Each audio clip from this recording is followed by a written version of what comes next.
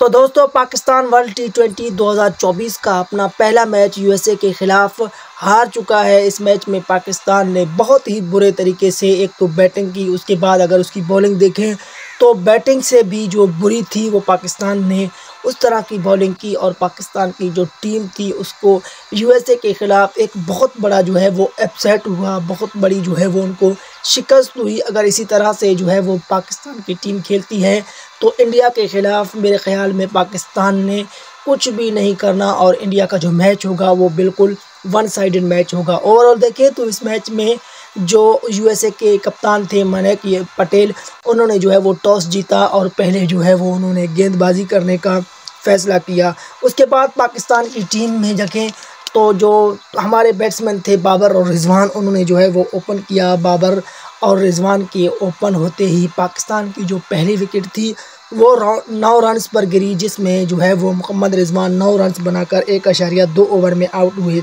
दूसरे जो विकेट था वो उस्मान खान की गिरी, उस्मान खान ने 3 रन्स बनाए। मजमूई तौर पर पाकिस्तान का 14 स्कोर था और 2.3 ओवर में जो है वो उस्मान खान की विकेट गिरी। उसके बाद फ़खर जमान जो है वो उन्होंने भी जो है वो कोई खातिर खा बैटिंग नहीं की, सिर्फ 11 रन्स बनाए 7 गेंदों में और मजमूई स्कोर 26 था। तब पाकिस्तान की तीसरी विकेट गिरी। इसके साथ जो है वो शादाब खान बैटिंग करने आते हैं। शादाब खान और जो बाबर आजम है उनके दरमियान जो है वो एक जो पार्टनरशिप है वो थोड़ी बहुत बिल्ड होती है और शादाब खान एक्सीलेंट तरह से जो है वो बैटिंग करते हैं और अपने ऊपर जितने भी उनके जो है वो प्रेशर थे, जितना भी उनके ऊपर जो है वो क्रिटिसाइज़ किया जा रहा था, तो इसने उस मैच में जो है वो बहुत ज़्यादा जो है वो अच्छी कारकर्दगी दिखाई। 40 रन्स बनाए 25 गेंदों में और बेहतरीन उन्होंने जो है वो बारी खेली। जब शादाब खान आउट हुए तो पाकिस्तान का जो मजमूई स्कोर था वो 98 था। 12.4 ओवर जो है वो गुजर चुके थे और इस तरह से जो है वो पाकिस्तान बड़ा टोटल सेट करने की जो है वो बिल्कुल ही करीब जा चुका था। यानी 13वें ओवर में जो है वो हमने 100 रन्स मुकम्मल किए, तो अगले के जो 7 ओवर बचते हैं उसमें हमें जो है वो 70 से 80 रन्स लगाने थे। शादाब के बाद जो है वो आज़म खान बैटिंग करने आते हैं और आज़म खान जो है वो बगैर कोई रन्स बनाए आउट हो जाते हैं। जिस तरह से उनकी जो रिवायत थी 0 पर आउट होने की उसको बरकरार रखा और वो एक मरतबा फिर जो है वो 0 पर आउट हो गए।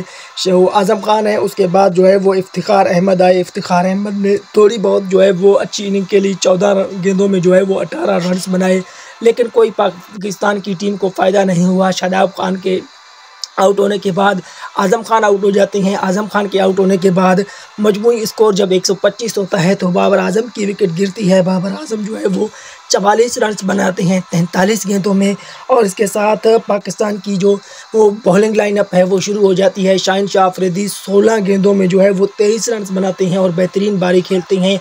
तो कुल मिलाकर जो पाकिस्तान की टीम है वो सिर्फ 159 रन्स जो है वो बनाती है और जो यूएसए की टीम है उसको 160 का जो है वो टारगेट सेट करने को देती है, यानी उनको जो है वो विन करने को देती है। तो पाकिस्तान की जो बॉलिंग थी उसमें कोई भी जो है वो खातिर खा कारकर्दगी नहीं आपको दिखाई देगी और पाकिस्तान के जो बॉलर्स थे उनमें जो है वो बहुत ही बुरी तरह से पिटे और जो यूएसए की टीम थी उन्होंने 159 रन्स बनाए जो उनका मजमूई तौर पर स्कोर था और इस तरह से ये जो मैच है वो टाई हो जाता है।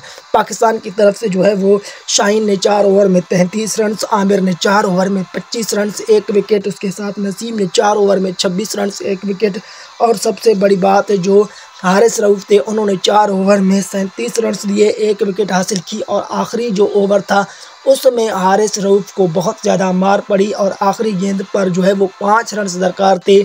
जब जो हारिस रऊफ है वो बॉल डालते हैं तो उनको जो है वो एक चौका लगता है और इस तरह से ये मैच जो है वो टाई हो जाता है। फैसला सुपर ओवर पर चला जाता है जिसमें यूएसए ने पहले बैटिंग की और 1 ओवर में जो मोहम्मद आमिर ने डाला उसमें 18 रन्स लिए। लगता यही था कि पाकिस्तान की जो टीम है वो 18 रन्स कर पाएगी। पाकिस्तान की तरफ से जो है वो इफ्तिखार अहमद और जो फ़खर जमान है उन्होंने जो है वो ओपन किया।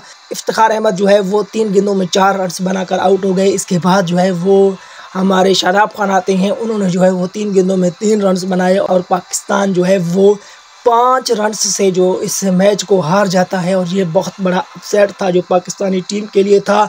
तो ये पाकिस्तान को अपनी जो गलतियां हैं उनको सुधारना होगा, अपनी जो गलतियां हैं उनसे कुछ सीखना होगा। तो पाकिस्तान को जिस तरह की उन्होंने जो है वो इस मैच में बैटिंग की, जिस तरह से उन्होंने जो है वो इस मैच में बॉलिंग की, इस तरह की बैटिंग और इस तरह की बॉलिंग को जो है वो दोबारा नहीं दोहराना होगा।